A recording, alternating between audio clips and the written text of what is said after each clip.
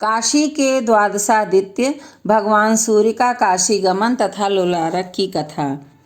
एक बार भगवान शिव ने सूर्य देव को बुलाकर कहा, सप्ताश्व वाहन, तुम मंगलमयी काशीपुरी को जाओ। वहाँ का राजा परम धार्मिक है, उसका नाम दिवोदास है। राजा के धर्म विरुद्ध आचरण से जिस प्रकार काशी उजड़ जाए वैसा उपाय करो, परंतु उस राजा का अपमान मत करना, क्योंकि धर्माचरण में लगे हुए सत्पुरुष का जो अनादर किया जाता है वह अपने ही ऊपर पड़ता है और वैसा करने से महान पाप होता है। यदि तुम्हारे बुद्धि बल से राजा धर्मच्युत हो जाए तब अपनी दुस्सह किरणों से तुम उस नगर को उजाड़ देना।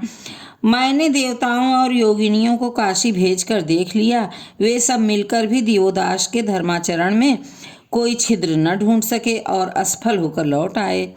दिवाकर, इस संसार में जितने जीव हैं उन सब जीव की चेष्टाओं को तुम जानते हो, इसलिए लोग चक्षु कहलाते हो। अतः मेरे कार्य की सिद्धि के लिए तुम शीघ्र जाओ। मैं काशी को दिवोदास से खाली कराकर वहां निवास करना चाहता हूँ। भगवान शिव की आज्ञा सिरोधार्य करके सूर्यदेव काशी गए।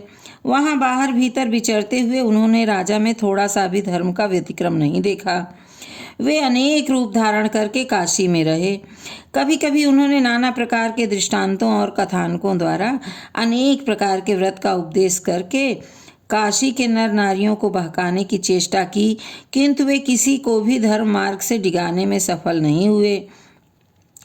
इस प्रकार काशी में विचरते हुए सूर्य ने कभी किसी भी मनुष्य के धर्माचरण में किसी प्रकार का प्रमाद नहीं पाया।